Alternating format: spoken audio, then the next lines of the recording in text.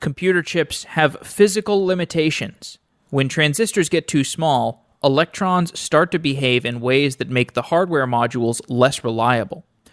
Our reliable technological progress has been enabled by Moore's law, the idea that the number of components that we can fit on a chip doubles roughly every 12 to 18 months. We can't keep shrinking the size of these components because physics is no longer complying. Quantum computing allows us to operate on qubits rather than bits, which gives us better data parallelism and continued reliable progress. Quantum computing is still mostly an area of research rather than production systems, but it's rapidly approaching usability, and Zlatko Minev joins the show today to explain how quantum computing works and why software engineers should care. Zlatko is a PhD candidate at the Yale Quantum Information Lab, and today he describes how qubits work, which algorithms quantum computing impacts, and which parts of modern computer architecture will work on a quantum computer. We may have to throw out the von Neumann architecture when it comes to quantum computing.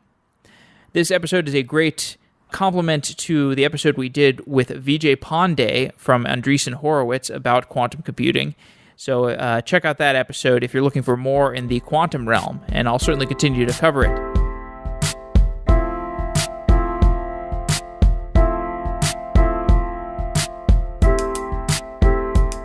Dice helps you accelerate your tech career. Whether you're actively looking for a job or you need insights to grow in your current role, Dice has the resources that you need. Dice's mobile app is the fastest and easiest way to get ahead. Search thousands of tech jobs, from software engineering to UI to UX to product management. Discover your worth with Dice's salary predictor based on your unique skill set. Uncover new opportunities with Dice's new career pathing tool, which can give you insights about the best types of roles to transition to and the skills that you'll need to get there. Manage your tech career and download the Dice Careers app on Android or iOS today. You can check out dice.com/SEDaily and support Software Engineering Daily. That way you can find out more about Dice and their products and their services by going to dice.com/SEDaily. Thanks to Dice for being a continued sponsor, and let's get back to this episode.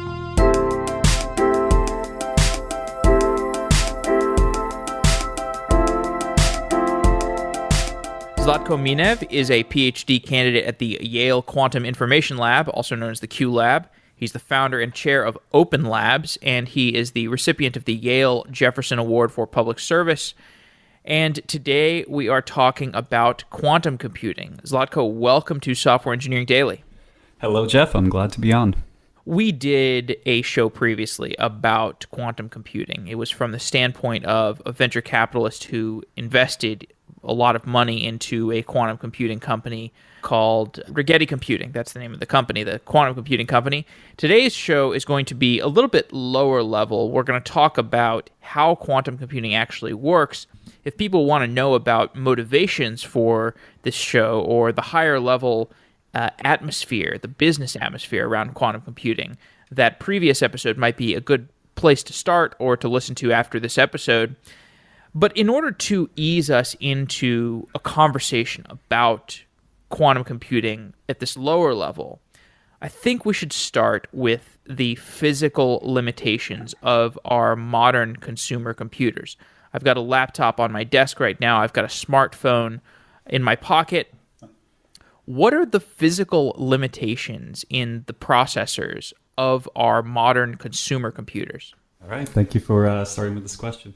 One of the, I guess I'll start from the beginning. The typical way and the way that you'll read in the news that computers are made faster and cheaper and better and so forth is by taking the beating heart of the computer, the transistor, its building block, and scaling it down, making it smaller and smaller and smaller. Now the question is, how small can you go? And, well, you would say very small. Sure, we've done this for 60 years.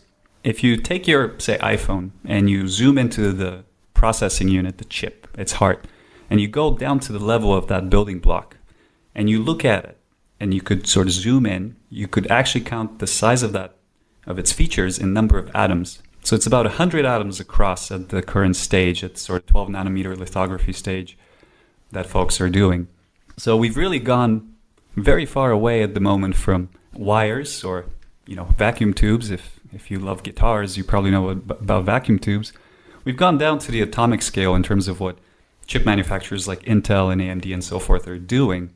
And when you get to that level of the constituent matter, these are the atoms, the building blocks of nature, you can no longer talk about current running down a wire, because the current is now just 10 electrons or some number of electrons jumping across atoms. And so a lot of the usual laws and the way things are done breaks down. And one of the main limitations, for instance, in current modern technology in the transistor, is power dissipation. There is a large heat load. And one of the ways that this arises is the fact that the channel which blocks the current is so thin, it's just atoms, it's just some number of atoms across, that current electrons can actually tunnel. In a quantum mechanical sense, they can, almost teleport if you want, they can tunnel across the barrier because the barrier is so thin. So they're never physically, if you want, inside the barrier. They can just pop up on one side without ever being in the middle. And this is just one of the richer ways in which nature behaves at this more fundamental level. So are you saying you start to lose power or you start to lose signal? When you start to hit these physical limitations, what exactly is breaking down? What becomes less effective? What is the functionality or the power level that's restricted because of these low-level physical limitations? Right. For this case, it would be the leakage current. So the way that we encode typically ones and zeros, you can crudely think of it as having zero current or a lot of current or some voltage. But when this transistor is supposed to be blocking the current, when it's supposed to be off, you can't actually turn it off completely because of this quantum tunneling. So you're getting this energy dissipated through anyhow. And more generally than that is the control of the system becomes harder and harder and more challenging the smaller you get. In addition to just the difficulty of constructing the device. Again, crudely, if you have two wires nearby each other and you're sending some information down one of them, some electrons, in principle, they can actually just teleport to a nearby wire without ever, sort of being in the middle. And that's clearly an issue. Is that happening today on the chips that we're building today for consumer computers? Yeah, so the question you might ask is, do chip makers like Intel and AMD need to go and learn atomic physics? And in a way they've had to, and they really have to think about and model a lot of these things at the very quantum level, at almost the atomic level. That's not to mention the maybe more obvious problem, which is to say that, well, we've been making the transistor smaller and smaller and smaller, and we've gone down to about 100 atoms across, right? Now, how small can you go? I mean, eventually you're going to get down to an atom, and you certainly can't go further than that. So then the question is, what's next? What is next?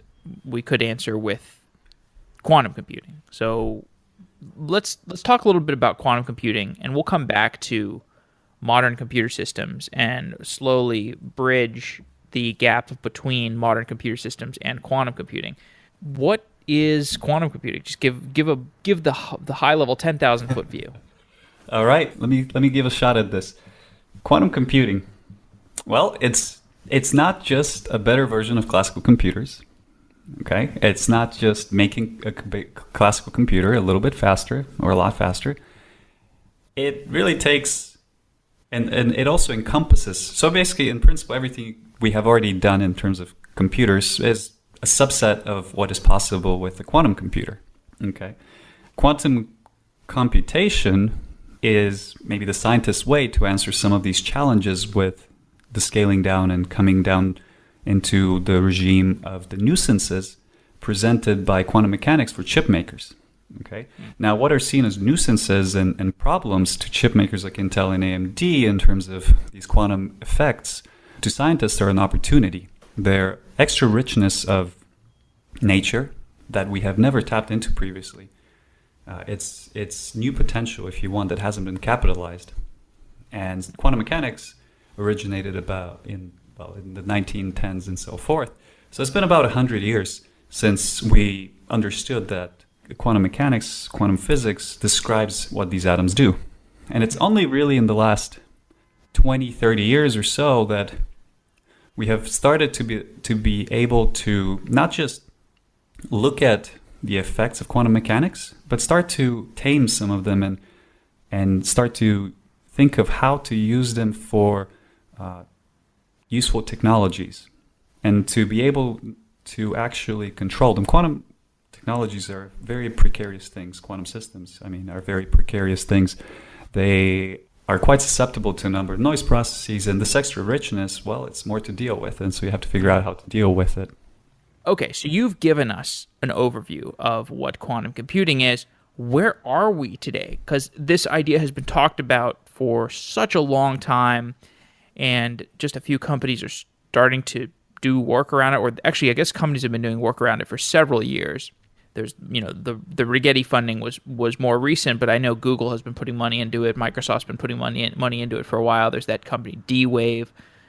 Are we at the lab stage? Are we at the emerging technology stage? Where is quantum computing? Well, thank you. Yeah, I can be happy to also give you a history perspective right after this, but in a very typical quantum fashion. And remember, one of the strange things about quantum mechanics is that an electron, a thing, can be here and there at the same time. And in this very same way, I think my personal answer to the question of is quantum computing at the lab stage or the emerging tech stage, I think the answer is that quantum computing has arrived and simultaneously it hasn't arrived. And let me clarify what I mean by that.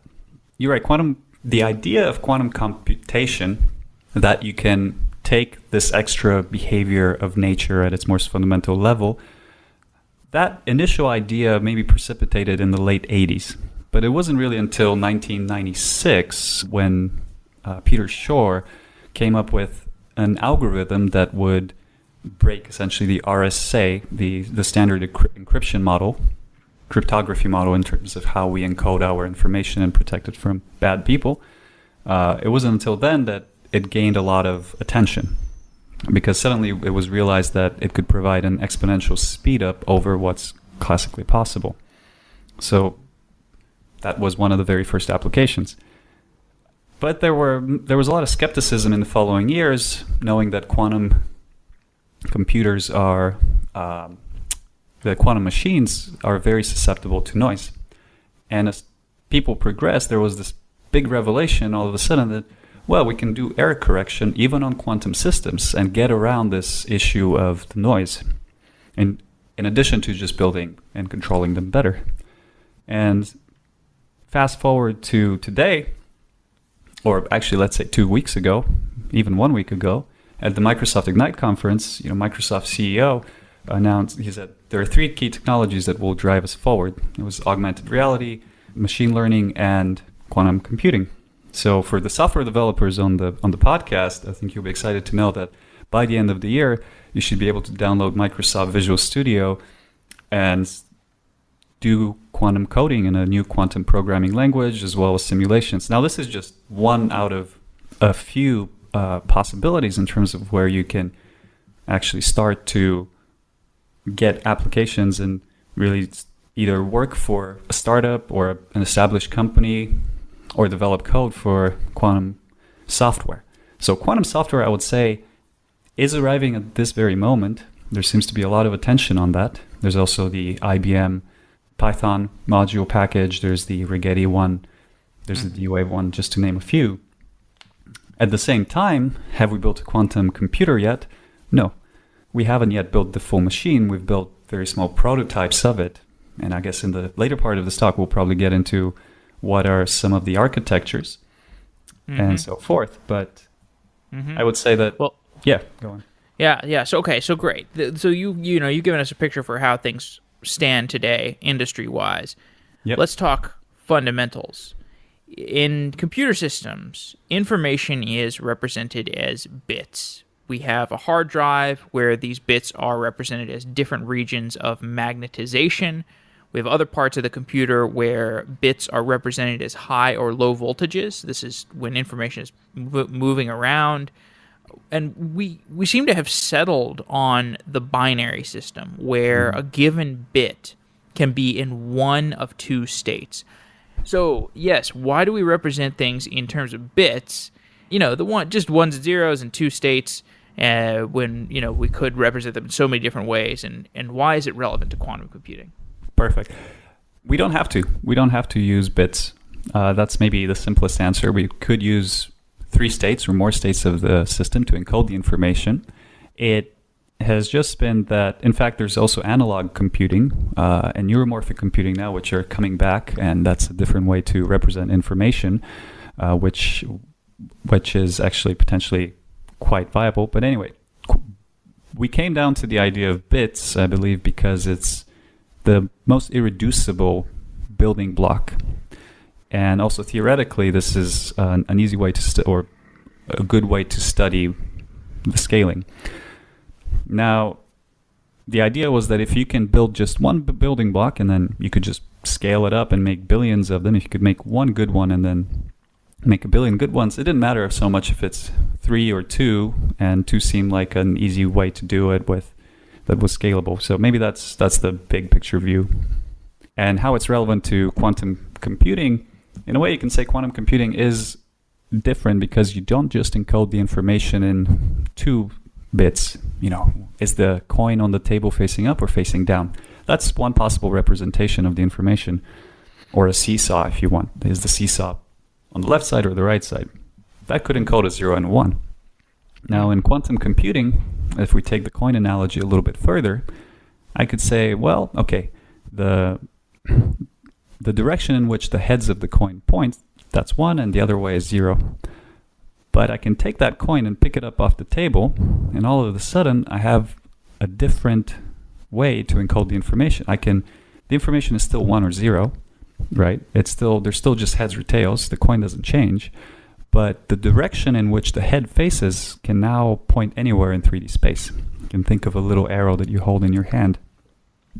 So that's very much like a qubit, a quantum bit. It can only be 1 or 0. It can only be heads or tails. However, the encoding direction of the information is more complicated, and it can live anywhere on the sphere.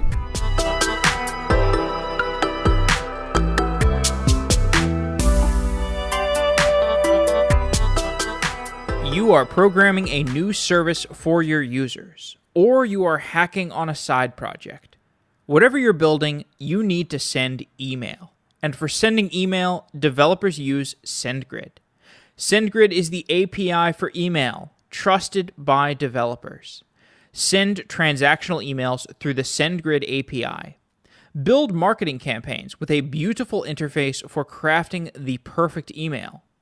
SendGrid is trusted by Uber, Airbnb, and Spotify, but anyone can start for free and send 40,000 emails in their first month. After the first month, you can send 100 emails per day for free. Just go to sendgrid.com/sedaily to get started. Your email is important. Make sure it gets delivered properly with SendGrid, a leading email platform. Get started with 40,000 emails your first month at sendgrid.com/sedaily. That's sendgrid.com/sedaily. So that's great disambiguation for, we can represent information in different ways. We don't necessarily need to do this binary format. This is kind of we came to a consensus on this convention about binary information, but in the quantum world, we are not necessarily representing things in the binary terms. And so that's the kind of the information theory point of view. Let's talk about the hardware point of view. We've got conventional circuits. We've got conventional hardware. What are the components in a circuit chip today, and how might those change, or how might those map to a quantum computer? Okay, great. So maybe on the higher level, there's different modules which do different operations. There's a central processing unit, there's a memory unit, and there's wiring and connections. And you would think making one bit or one qubit is the hard part, and then you just build 1,000 of them and put wires between them. It should work great, right?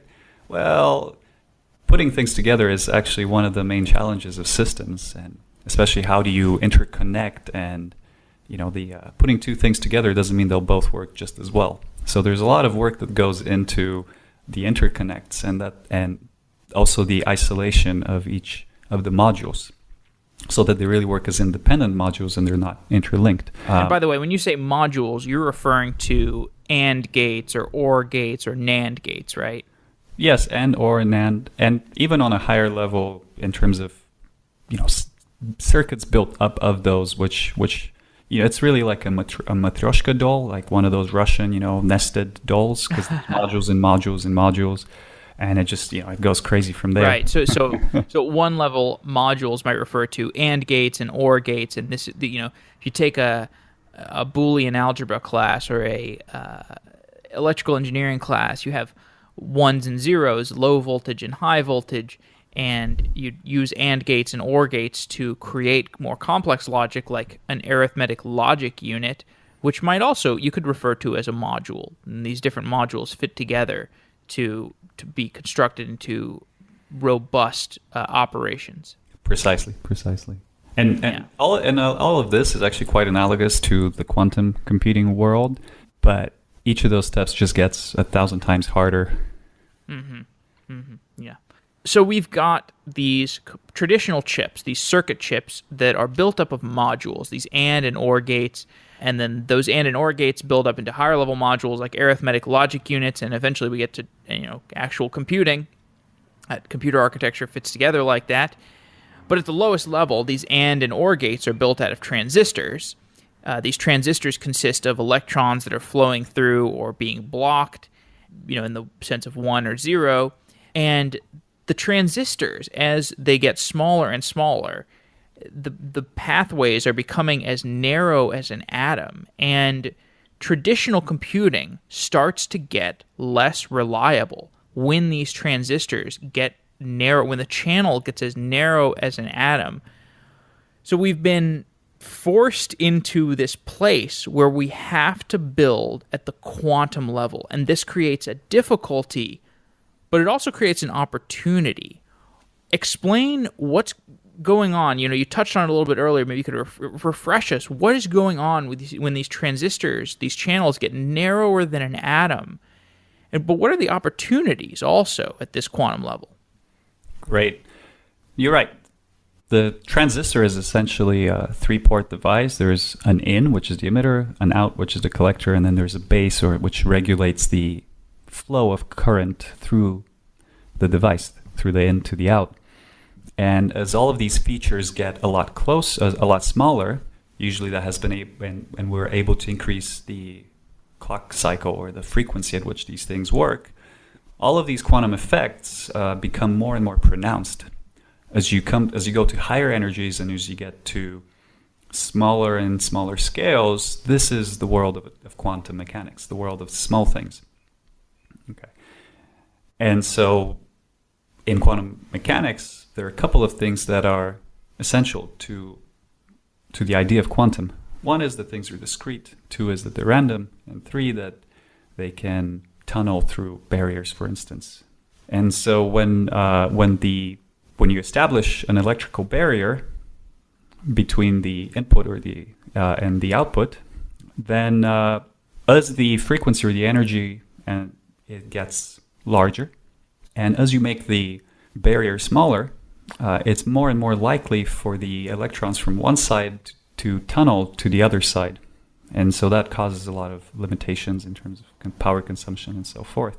Now you would say that, okay, we might have to to do quantum computation, we might have to actually go down to the single atom and take that atom and now try to control it in some manner. But what we have realized in the last 20 years is that while that's one approach, and we can actually do that more or less, this is ionic computing, another very viable approach, which looks very much like classical computers, is to take circuits built of billions of atoms and billions of electrons and cooled them to an incredibly low temperature, to negative 273.14 Celsius. A lot of people will say that's colder than outer space, but it's a little funny of a saying. Now, when you go to such low temperatures, what happens is a freezing out of a lot of the noise, of a lot of the individual agitation of each of the electrons. And these electrons will essentially condense into one fluid, a superconducting fluid, if you want, one body. And even though there's billions of electrons, they can actually act as if they were a single electron. And from that wire, you can now take that wire and essentially design an artificial atom. An artificial atom in the sense that it's made from many atoms and many electrons, but it's printed on a circuit board, and you can design its electrical properties. But in many ways, it acts just as if it was a single atom in space. And what's great about that is that you can really engineer its electrical properties, its coupling strengths, and so forth. Yeah, and I can actually build on with a little analogy if you want in terms of... Please do. Yes, continue. Yeah, to give you a little bit of a perspective, okay, you might say, okay, this is kind of crazy. Why are these things just coalescing into this electrical fluid? I think of it a little bit like this. Think of each electron as a penguin. All right, when it's hot, each of those electrons, each of those penguins is going to be very, very agitated. They don't like it. They're going to be running around, hitting into each other, and that's a lot of noise. That's a lot of decoherence. That's kind of what electrons do when it's room temperature. But as you make it very, very cold, as you take energy out of the system, these electrons, these penguins, they start to freeze. They start to get cold. Now, they can never completely freeze, but what they're going to do is start to get close to other penguins, and it will become energetically favorable for them to be close to each other and kind of, snuggle up close to each other and walk in unison. And that's the way they can keep warm, if you want to. Well, it's the energetically favorable thing to do. So these atoms that are operating together in a way that we can control to some degree, how does this relate to the concept of a qubit? Because I know a qubit is this thing that we can implement in superconductors or atoms or other devices, but I don't quite know what a qubit is. Great.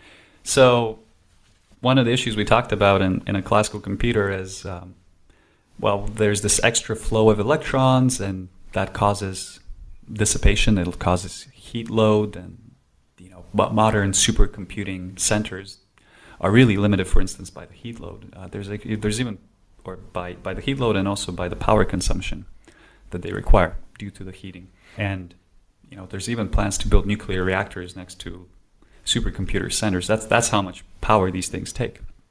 Now, a superconductor doesn't really dissipate energy in principle. It doesn't. It's a superconductor, and that's what we mean is that the electrons coalesce individually and they move in unison coherently. So the individual excitations of all the bumping around, that's sort of bad. That causes dissipation. So one way to design a qubit is to take this flow of electrical current, of supercurrent, and for instance, you might put it in a ring. And now the current can circulate clockwise or it can circulate counterclockwise in that ring. And that could represent a 0 or a 1. And that would be the simple equivalent. Now, what's special about this state is because there is no dissipation, just like the coin, it doesn't have to be on the table. Okay, dissipation is going to very much constrain the coin, which is heads or tails, to be stuck on the table. But once you remove dissipation, I can pick the coin off the table, and now I can orient it in any intermediate direction. So in an analogous manner, the current can be going clockwise and counterclockwise if you want at the same time, or some of the you can build this extra encoding of where the qubit is. Now, okay, so I think I'm understanding. So first of all, is the qubit this condensation of electrons that you were talking about earlier, this self-made condensation of electrons? Great. Well, that's one embodiment. That's one physical embodiment of a qubit, one way you could make it. The qubit is more of a concept, a notion, just like a bit in the classical sense. A bit means one of two states. You have a choice. It's the minimal unit of information. Okay. So a bit can be made out of current on or current off. It can also be made from a seesaw, being on the left or the right. It can be made from a wooden machine, which is sort of what the original computers were like. So a qubit is not a physical concept. It's an abstract concept. Yes, it's the minimal quantum system. It's the minimal information. You can't really have one state because two states is the minimal you can really have. Okay. And how big are we talking here in terms of the physical implementations? Like, how much space does a qubit occupy? That's great.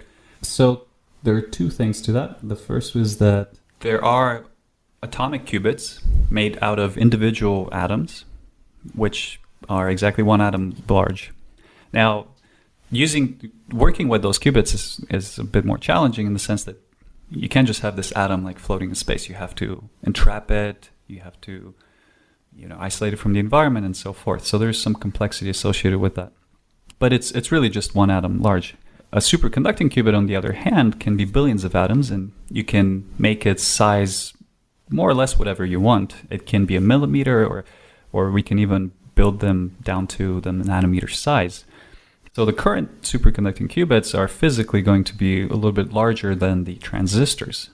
But that is not so important because the physical size is not as important, because what really matters is the potential for computation that they offer. 1 bit does not equal 1 qubit. The state space that you can explore with n bits is 2 to the n, whereas the state space that you can explore with n qubits is 2 to the 2 to the n. Mm-hmm. Why is that state space so important? Because I took a class in college, and maybe I was misinformed by the professor, but I thought the professor talked about this thing where there was a period of time in the 80s or early 90s or something where people were experimenting with ternary systems where we had, you could have 0, 1, or 2, and how that, how that was represented on the hardware level is like, transistors today is low or high voltage, but those voltages are just ranges. So you could, you could also have a third range. You could have low, medium, or high voltage. And we decided not to do that, as the entire computing industry was just like, no, let's just stick to binary. How is this discussion of qubits representing a more rich information possibility space? How does that differ from the whole ternary question? Yeah, no, great question. It's a bit like, if you want, that's really the footprint that you care about. It's your configuration space relative to the physical size. So in that sense, that's how you win. It's because for less physical elements here, you have a lot more possibilities to explore. I mean, it's a little bit, it's more subtle than that. There are special rules in quantum mechanics, but to a first order, you consider this. You go to a dinner party, and you and your 9 other friends. There's 10 friends. You guys want to sit down around the table, and you try to figure out, well, how do I, John wants to sit next to Jen, and so forth. And you might think, okay, how do I figure this out? I can think about all the combinations. Well, there are 10 factorial combinations for 10 people sitting around the table. That turns into 3.5 million possibilities already. So you can see that this problem actually grows very quickly. And to explore those possibilities, you want to be able to encode them somehow. And that's one challenge. Okay, well, we have the logical abstraction of a qubit, and then we have the physical manifestation of the qubit, or we have some different ways that we're implementing it. You mentioned a nuclear qubit, and I think some other, and superconducting qubit. Okay.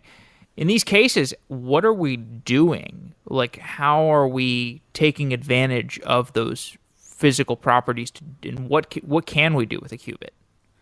Great. So some of the things that people have been doing, well, with a single qubit, it's like a single bit. There's some fun things you can do, but it's fairly limited. The power of computation really comes from having many of these put together, interconnected, and so forth. The atomic qubits, for instance, are controlled with lasers. So you shine light. You shine a laser light, and that is how you can control it. The superconducting qubits, on the other hand, use microwaves or microwave light. sort of similar to what you would use for cell phone communication range, but high precision. Now, when you put many of these qubits together, some of the things you can do, even at the current smaller stage of, I think currently we're generally at about 20 qubits in terms of what people are doing at the moment. There was a really cool paper recently from the IBM group on simulating the chemically stable ground state of certain molecules. So one of the things you can already start to, some of the questions you can already start to answer are about physical problems, like simulating chemistry, simulating nature at this level. Now, those problems tend to be quite difficult, again, because chemistry and these physical atoms, physical systems are often quantum, and so they have this large state space that a classical computer needs to simulate. But that's very expensive because the scaling between the two is exponential. A quantum system is very apt and able to simulate another quantum system. So it's quite efficient and quite good at that. Some of the applications of that are a lot of the physics or chemistry. Some of the larger perspectives, one of the things that I think is really cool is once you can get more of these qubits together and you can really start to represent more and more complicated states, there are speedups, exponential speedups. There's an exponential speedup for all of the BLAS routines, the basic linear algebra subroutines, such as finding eigenvectors, finding eigenvalues, solving linear equations, Fourier transforms, and right now they exhibit quantum basic linear algebra subroutines exhibit exponential quantum speedups over their best known classical counterparts. There are caveats which are important in terms of the encoding, the time it takes to encode the information, the sparsity and rank of the matrices and so forth, but I think the progress has been really, really amazing.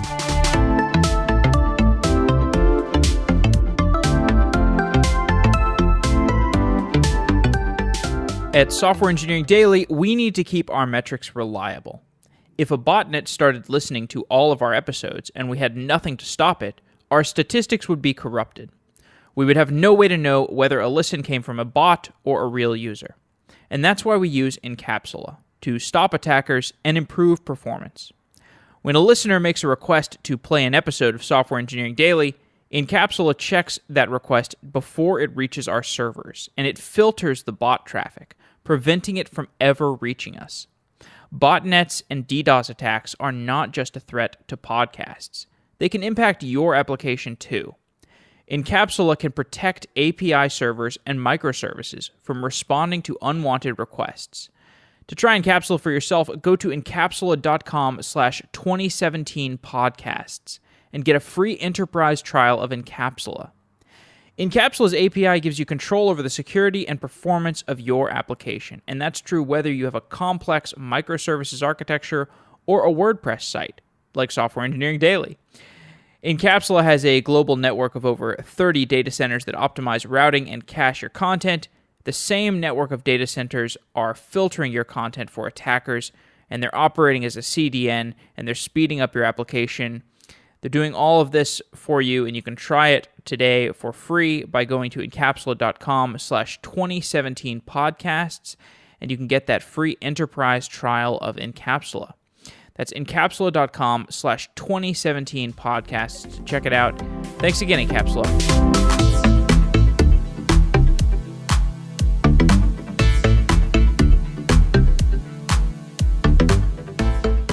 Okay, you are giving a tangible example for why using these qubits is going to be really helpful.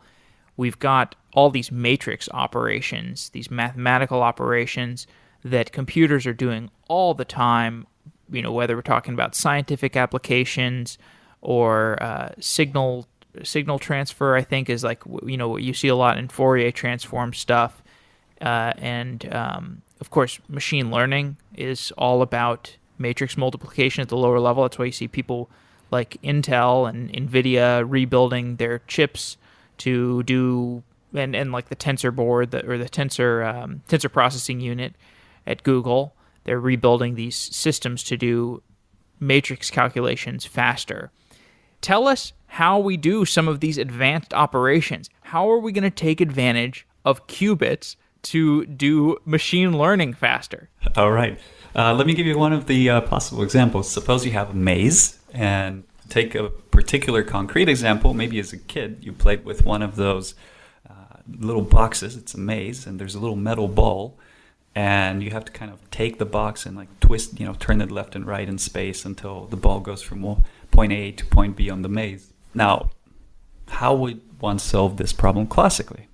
One way you could do is take, in an algorithmic sense, one thing you could do is take this box and the ball and basically try every single possible combination. That will take you the time to do all of those combinations, right? Which is one of these exponentially scaling problems. On the other hand, what would be the kind of analogy to a quantum computer? Like we said, a quantum system can essentially explore multiple possibilities at the same time. So solving this same problem with a quantum computer would be like taking water and flushing it through the maze. Some of that water is definitely going to make it from point A to point B very fast. And you have simultaneously explored all the possibilities. So you can see that there's clear advantage here. Now, this advantage comes also with some subtleties. On the output, you also get a bunch of water. So you have to figure out how to engineer the output of the algorithms so that this water coalesces on the output in a meaningful way, so that it tells you exactly which is the right path to take.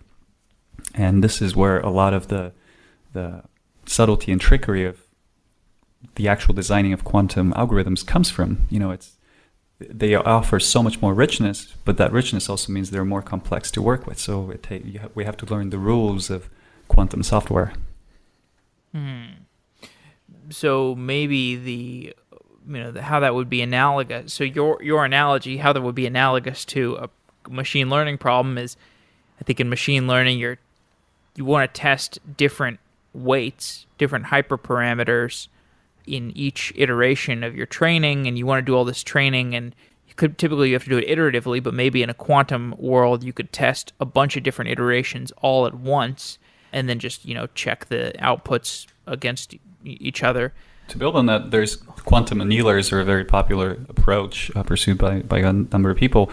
You have to now imagine that you have some cost function, and this cost function is over some state variables. Anyway, it represents a landscape. Okay, there's some hills and valleys, peaks and troughs. You start the system, and the goal is to find the state of the system, so the configuration. Are my bits 1 and 0 here? How should the ones and zeros be distributed so that the energy or the cost function, so the energy is minimized or the cost function of the system is minimized. This is the variation. This can be done with a variational approach. But what you can do with a quantum system is start the system anywhere in any configuration. So it might be in a maxima or a minima, and there could be many minimas which you could get trapped in. But you're guaranteed pretty much that a quantum system will eventually always tunnel down to the ground state as time goes on. And so you will, in principle, never get trapped in one of the local minimas, because you can always just tunnel out of it and find your way down to the ground state. There are subtleties in terms of how long it will take you to tunnel out of the system, but that would be one idea. And I got to tell you, I'm still very confused about how we're using these qubits. I understand we can use them to explore multiple things at once. They can be in multiple states at once, but I'm still having trouble kind of thinking, like, how are we reading a qubit? How are we writing a qubit? How do we coordinate these qubits to represent something? Or are those not even the right questions to be asking? Yeah, well, I can try to answer that one. To take the analogy with the coin again, we said you can take the coin and basically encode it to be up or down by taking your hand and applying some force on it, and you can flip the coin. So that's applying some force. It's basically the same thing with the qubit. It's just that the force now is going to be some light pulse, let's say a microwave pulse, And you can, in that pulse, encode a certain amplitude of the rotation of the coin in space, and you can encode a certain phase. So you can choose the axes around which you rotate the qubit encoding. And that's how we can write information to the qubit and control it and do gates, single qubit gates on it. Gate. What is a quantum gate? Well, a quantum gate would be similar to a classical gate. Let me give you maybe the simplest example of a gate. Like an and or exactly, gate. And or not. Let's say the simplest gate is probably not. If I have 1, not 1 is 0. If I have 0, not 0 is 1. You can do a similar thing with a quantum bit. You can do a pi pulse, which takes a 1 to a 0 and a 0 to a 1. The thing about quantum gates is that there are more possible gates than just classical gates. Things that don't make sense classically. For instance, we said a knot, but in quantum mechanics, you can do a thing which is a square root of a knot. And that really only has meaning because of the different possible encodings. But classically, square root of a knot doesn't really mean anything. How do we build a quantum gate? Right. Well, at the moment, the way that they are often done is by having a classical computer, an external control, manipulate some electronics and feed those down for the superconducting qubits, into a dilution refrigerator and apply these microwave pulses that rotate the qubits. That's how you do single qubits. To actually do AND or XOR, those are rather complicated gates, or can be. Or to do, let's say, more primitive gates like CNOT, a controlled NOT gate, so one qubit controls the other qubit. We often take the two systems that represent each qubit, the two physical systems, and interact them, turn on an interaction between them for some amount of time. So it's really harnessing their physics and physical dynamics in order to come up with what is the right physical action that would map into realizing this concept of a control gate or some other quantum gate. Let's go back to the example of today's physical computing, where we have ones and zeros being represented by magnetism in the case of a disk, or in electricity, we're representing ones and zeros in the case of transistors being high or low voltage. How does that physical representation of ones and zeros, how does that map to the state representation in quantum computing? Yeah, so how are classical bits of ones and zeros similar to and different from the quantum bits? Well, they can be totally different. And for instance, in the case because also there are multiple implementations of qubits, we're still exploring many possibilities. Microsoft is pursuing Majoranas. A lot of the other communities pursuing superconducting qubits. Other folks are pursuing ions and so forth. Some people are doing NV centers and diamond. There are quite a few implementations, and most of those are totally different than what we do in classical computers. Maybe the closest one is the superconducting one, where we actually build circuits in the exact same way that Intel and AMD and so forth build circuits. In fact, some folks, TU Delft, is building quantum computing chips at the Intel fab facilities. And we build circuits, but they are different circuits. They're superconducting circuits, and they are the actual structure is really quite different. We really build these. They're all essentially based on the Josephson device.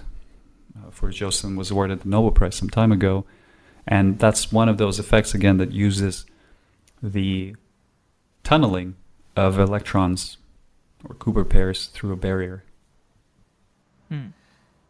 Okay, so this is really helpful because I'm starting to understand this idea that a qubit is, again, it's a logical construct. This is not a physical construct, just like a bit is a logical construct. People represent bits in different ways. You mentioned the seesaw or the coin. A bit can be a seesaw, it can be up or left or right is down. And you could have a network of a bajillion seesaws, and that would make up a computer, and you could build up computing systems out of that. And similarly, a qubit can be represented by these different physical manifestations that we're experimenting with. And in any of these cases, the qubit algorithms, the algorithms that you're building off of qubits, tend to be things where you can represent a wider range of states, because instead of just a 1 or 0 binary, I believe you have more of a matrix of different ways that a single qubit could represent, and it can represent multiple kind of things at once. I'm starting to understand that lower level concern. What else changes at the higher level? So like we have things like the von Neumann architecture. I don't remember exactly what that is, but it's something to do with like story of storage and compute, or these different like higher level regions of computing. Does that stuff stay the same in the world of quantum computing, or does our entire higher level architecture change as well? Oh yeah, this is a very exciting question. It changes. Yep. The Turing machine is, if we take it to a very high conceptual level, you have to expand that notion to now a quantum Turing machine. Again, everything we've done so far is really just a subset. The analogy I would use here is to say that classical computation is like painting on a canvas, but it's painting on that canvas in black and white. So if you try to paint a sunset, for instance, you're limited in the ability of what you can achieve. But if you now enable yourself an extra richness and dimensionalities, for instance, you can explore more possible states. To take a crude analogy, if you can paint on that same canvas in full color, you can do whatever you did before. You can paint the same paintings, but you can now also achieve more, even though you're still working on the same landscape. So yes, we have to rethink basically the last 60 years. Okay, all right. Well, let's talk more practically. So we understand qubits. We understand that because we're in the qubit world now, we've got to rebuild a bunch of architectural concepts. But what else do we need to actually build a what does a quantum computer look like today? Or I think it's we're doing a lot of virtualization of a quantum computer, sort of. Or I guess take me through let's look at it this way. Take me through your favorite labs and your favorite industrial examples and what they're doing. Like, what are they doing at Rigetti? What are they doing at Intel? What are they simulating? What are they experimenting on? Give me a whirlwind tour. All right. Let me try to tackle that one. The field is big and there's a lot going on. So let's see. So virtualization, I think, is here. You can work with simple quantum computers. Like I said, there's the Microsoft thing. There's Rigetti, IBM, etc. You can download QTIP. QTIP is an amazing package, by the way. You should use it. Well, can anybody actually take a quantum computer right now and work with it? The answer is, again, quantum mechanically, yes and no. Yes, you can. There was the IBM quantum experience where anybody could go on and program their quantum computer, and they would actually run on this, at negative 275 Celsius and execute your program. That's the yes part. And I'll get into a little bit more of that. The no part is that, well, it's a computer, but it's only still a handful of qubits. So I wouldn't say that we have yet built a quantum computer. It's depending on what you mean by quantum computer. Is the ENIAC the first classical computer, or is it something before that? But there are quantum machines, primitives of quantum computers, which really exist today, which you can start using, programming, playing with. What do some of these look like? Well, I mentioned the ionic ones. The ones that I work with and the ones I'm more familiar with are the superconducting quantum computers, which look a lot like printed circuits, but those circuits sit at the base of what's called a dilution refrigerator, this thing that takes temperature down from room temperature to 15 thousandths of a Kelvin above absolute zero. And so what would you like me sort of to go from here? So let's focus on set of some of the top companies and research labs that are doing experiments and research in quantum computing today. Maybe you could tell me, what is Microsoft doing, what is Rigetti Computing doing, and what are you doing? Oh, okay, great. Yeah, I can talk about that. Right. So the quantum computer doesn't just have one embodiment at the moment. What's I think also really exciting to me and to anybody in the field is that we can really choose and have an impact in terms of how the quantum computation, quantum technologies of the future look like. We're exploring various possibilities. Again, there's a lot of richness here to play with. For instance, one of the things that Google and IBM and Rigetti, all of these players are using gate-based quantum computation. D-Wave is doing annealing, but all of these groups, including my group at Yale, were all doing superconductors, these low-temperature printed circuits. Now, within that space, we're really broken up into different approaches. So, for instance, at Yale, we're really pursuing a different way to encode the information, to encode a qubit, a quantum bit, in terms of a hardware-efficient manner built from superconducting cavities, which are not a two-state system. They're not actually bits or qubits themselves. They have many more states, but the idea is to use those many more states to redundantly, in an error-correctable way, encode information. Folks at Rigetti and IBM, Delft, etc., there's too many names to name, I'm sorry if I'm missing anyone, are pursuing the idea of building really good individual bits, as good as they can get them, but the way that they'll actually protect their information down the line is to take those bits and make many of them, usually in a thing that's called the surface code. It's a way to redundantly encode the information in a clever manner, so that if an error happens, and those errors do happen, you can recover the information. So it's really building many, many, many, many qubits to encode one logical bit of information. You can think of the simplest classical encoding mechanism, which is to say, well, if I have 3 coins and I want to give them to my friend, if I want to really just tell him I want up or down, I might send him 3 coins that are all heads, so that in case one of them gets flipped in the transmission, he can still figure out that by majority voting, 2 of them are heads, so I must have meant heads, because there's always noise in the communication channel. And classical computers likewise have error correction built into them at the lower level. Well, let's begin to close off and talk about where we are at today and when quantum computing is going to start to be used. How long do you think it is before somebody can put a quantum computer in the cloud and start to accept requests? There are people that will say that they have that ability at the moment. And I think even companies like Alibaba, I think I just read an announcement yesterday that they're planning to do quantum computing in the cloud. There's also Microsoft and Google and IBM and D-Wave and Intel probably and so forth.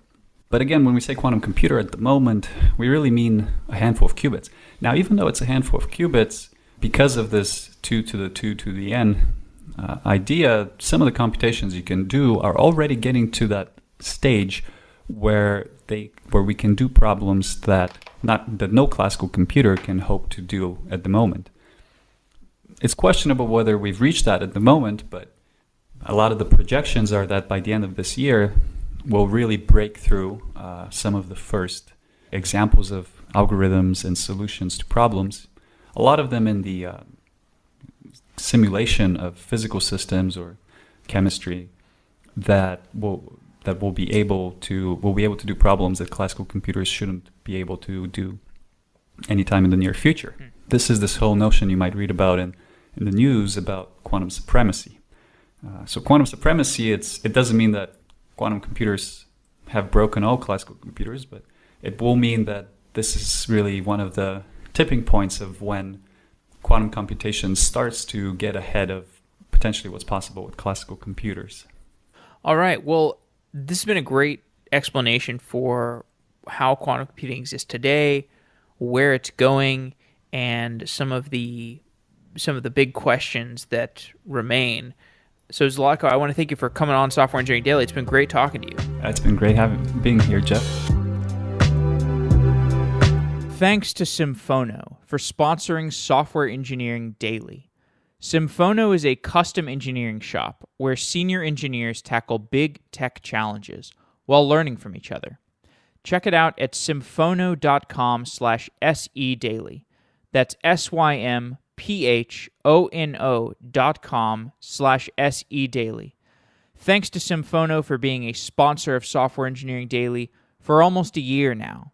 Your continued support allows us to deliver content to the listeners on a regular basis. Wow!